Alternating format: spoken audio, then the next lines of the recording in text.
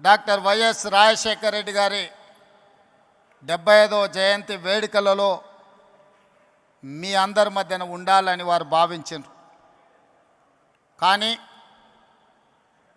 మణిపూర్లో ఉన్న ప్రత్యేక పరిస్థితుల్లో ఏఐసిసి కాంగ్రెస్ పార్టీ అధ్యక్షుడు మల్లికార్జున్ ఖర్గే గారి ఆదేశాల మేరకు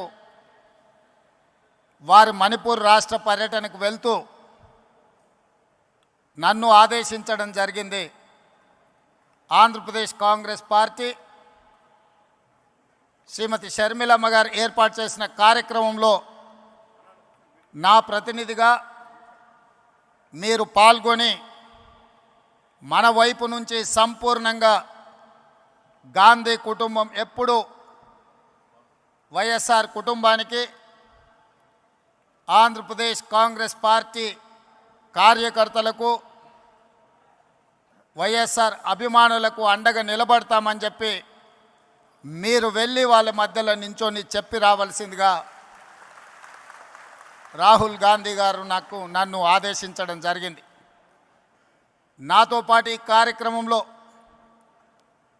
ఆంధ్రప్రదేశ్ ఇన్ఛార్జ్ మాణిక్ ఠాగూర్ గారు, తెలంగాణ ఇన్ఛార్జ్ దీపదాస్ మున్షి గారు, ఆంధ్రప్రదేశ్ మాజీ అధ్యక్షులు రఘువీరారెడ్డి గారు, డాక్టర్ కేవీపీ రామచంద్రరావు గారు, మా సహచర మంత్రివర్గ సభ్యులు, ముఖ్యంగా మా మిత్రుడు పట్టి విక్రమార్క గారు, మిగతా మంత్రివర్గ సభ్యులు అందరూ కూడా ఈ కార్యక్రమంలో పాల్గొని ఈరోజు ఈ వాతావరణం చూస్తుంటే ఎవరైనా ఎవరి కుటుంబంలో ఎంత దగ్గర వాళ్ళు చనిపోయినా నెలకో 2 నెలలకో 3 నెలలకో వారి జ్ఞాపకాలు మన నుంచి దూరం అవుతూ ఉంటాయి.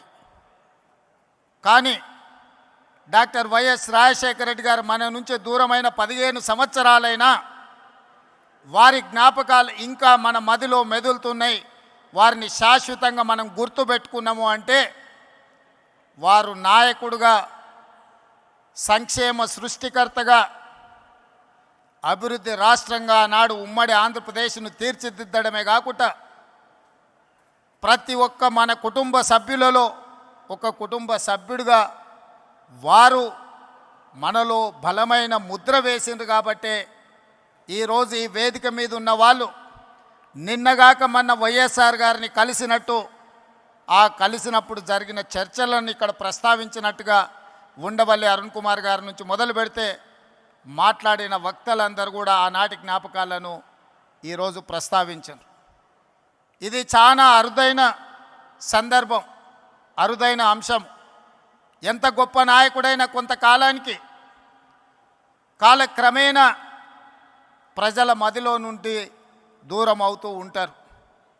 కానీ డాక్టర్ వైఎస్ రాజశేఖర రెడ్డి గారి కాలం గడిచిన కొద్దీ, సంవత్సరాలు పోయిన కొద్దీ ఇంకా బలంగా పేదవాళ్ళ మదిలో, పేదవాళ్ళ గుండెల్లో ఇప్పటికీ గుర్తుండిపోయే విధంగా వారు ఉన్నారు అని అంటే, వారు ఉన్నప్పటికంటే ఈరోజు వారు లేని లోటు మనందరికీ కనిపిస్తుంది. కొన్నిసార్లు వ్యక్తులు ఉన్నప్పుడు వాళ్ళ గొప్పతనం మనకు అర్థం కాదు. కొన్నిసార్లు వాళ్ళు మనకు దూరం అయినప్పుడు, మనం వాళ్ళని కోల్పోయినప్పుడు వాళ్ళ విలువ తెలుస్తుంది. ఈరోజు 2 రాష్ట్రాలలో సంక్షేమమైన, అభివృద్ధి అయినా, ప్రజలతో మమేకమైన నాయకుడి గురించి చర్చ జరిగినప్పుడల్లా రాజశేఖర రెడ్డి గారు లేని లోటు ఈ సమాజం గమనిస్తుంది, ఈ సమాజం చర్చించుకుంటుంది. అందుకే ఈరోజు పార్టీగా ఆంధ్రప్రదేశ్లో కాంగ్రెస్ బలహీనంగా ఉన్న రాజశేఖర రెడ్డి గారి అభిమానులకు ఈ రాష్ట్రంలో కొదవలేదు, తెలంగాణలో కొదవలేదు. ఈరోజు అక్కడైనా ఇక్కడైనా లక్షలాదిగా వైఎస్ఆర్ అభిమానులు ఉన్నారు అని అంటే వారు బలమైన ముద్ర మనకు వారు ఇచ్చిండ్రు. ఇక్కడ వేదిక మీద ఉన్న మిత్రులందరికీ అధికారంలో ఉన్నప్పుడు కానీ, కాంగ్రెస్ పార్టీలో ఉన్నప్పుడు కానీ వాళ్లకు ఒకే రకమైన అనుభవాలు ఉన్నాయి. నాకు మాత్రం భిన్నమైన అనుభవం ఉంది వైఎస్ఆర్ గారితో. నేను మొదటిసారి 2007లో మొట్టమొదట స్థానిక సంస్థల నుంచి శాసనమండలి సభ్యుడిగా నేను కావచ్చు, మా మిత్రుడు బట్టి గారు కావచ్చు, లేదా మా గిడుగు రుద్రరాజు గారు కావచ్చు, లేదా పెద్దలు సిపిఐ నారాయణ గారు, వాళ్ళు ఎవరు ముఖ్యమంత్రిగా ఉన్నా వాళ్ళతో కలిసి ఉన్నా వాళ్ళతో కలిసి లేకపోయినా సమస్యల్ని గుర్తు చేసే విధానంలో మనమందరం చూస్తూ 2007 మొదటిసారి శాసనమండలి సభ్యుడిగా సభకు వెళ్ళినప్పుడు ఐఏఎస్కు ఐపీఎస్కు ప్రిపేర్ అయ్యే వాళ్ళు కూడా రాత్రంతా చదివే వాళ్ళు నాకు తెలీదు, చదివితేనే ఐఏఎస్ అయ్యిండ్రో కాలేదో నాకు తెలీదు. కానీ శాసనమండలి సమావేశాలు వస్తున్నాయి అని అంటే సమస్యల్ని ప్రస్తావించాలని, సమస్యల లోతులను తడమాలని, వైఎస్ఆర్ దృష్టిని ఆకర్షించాలని, వైఎస్ఆర్ గారి ముందల బలమైన వాదనను వినిపించాలి అని రాత్రంతా చదువుకొని ఉదయం సరాసరి శాసనమండలికి వెళ్ళి వారి ముందు చాలా విషయాలను, ప్రభుత్వం తీసుకుంటున్న సంక్షేమ అభివృద్ధి కార్యక్రమాలను ప్రస్తావించి బలమైన వాదనను వినిపించేది.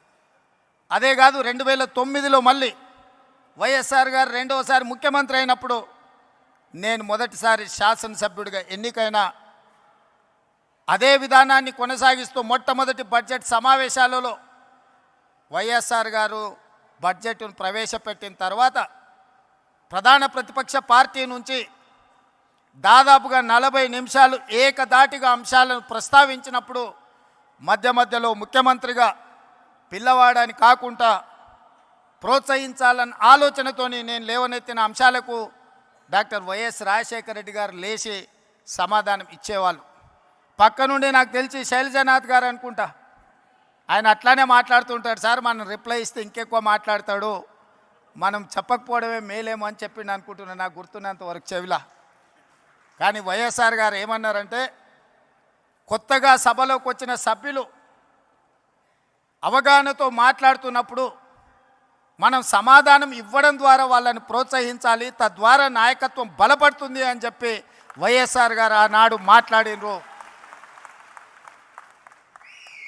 ఈరోజు తెలంగాణ రాష్ట్ర ముఖ్యమంత్రిగా సభానాయకుడిగా నేను అక్కడ కూర్చున్నప్పుడు మొట్టమొదట గుర్తు చేసుకున్నది వైఎస్ఆర్ గారు ఆ రోజు మాట్లాడిన విషయం.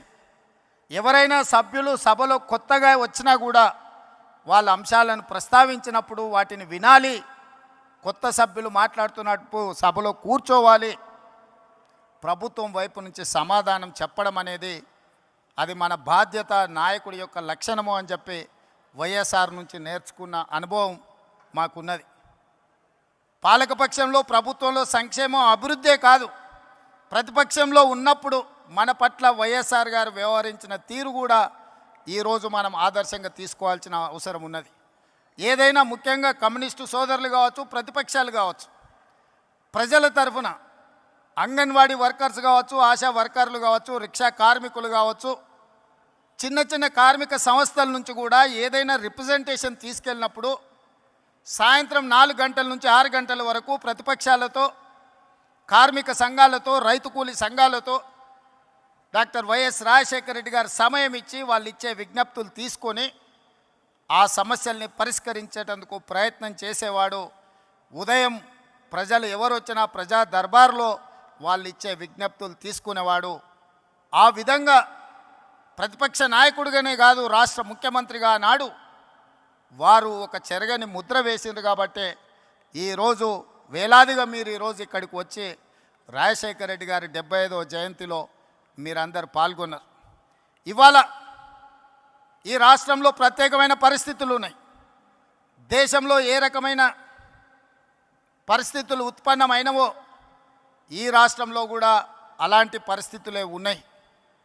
దేశంలో ఉన్న పరిస్థితులను 2003 సంవత్సరంలో డాక్టర్ వైఎస్ రాజశేఖర రెడ్డి గారు ఇచ్చాపురం నుంచి, చేవెళ్ళ నుంచి ఇచ్చాపురం వరకు 1475 కిలోమీటర్లు ఎర్రటెండలో ఏ పాదయాత్ర అయితే చేసి ప్రజల దగ్గరికి వెళ్ళి ప్రజా సమస్యల్ని కనుక్కొని 2004లో ప్రభుత్వాన్ని ఏర్పాటు చేసి ప్రజలకు చేరువైండో, అదే స్ఫూర్తితో 20 సంవత్సరాల తర్వాత సరిగ్గా 2023లో రాహుల్ గాంధీ గారు డాక్టర్ వైఎస్ఆర్ గారి స్ఫూర్తితోని కన్యాకుమారి నుంచి కశ్మీర్ వరకు 4000 కిలోమీటర్లు మండు టెండల్లో, మంచు కొండల్లో పాదయాత్ర చేస్తూ ప్రజల దగ్గరికి వెళ్తూ ప్రజా సమస్యల్ని తెలుసుకుని ప్రజా సమస్యల మీద పోరాటం చేయడంతో కర్ణాటక రాష్ట్రంలో కాంగ్రెస్ అధికారంలోకి వచ్చింది, తెలంగాణ రాష్ట్రంలో కాంగ్రెస్ అధికారంలోకి వచ్చింది, హిమాచల్ ప్రదేశ్లో కాంగ్రెస్ పార్టీ అధికారంలోకి వచ్చింది.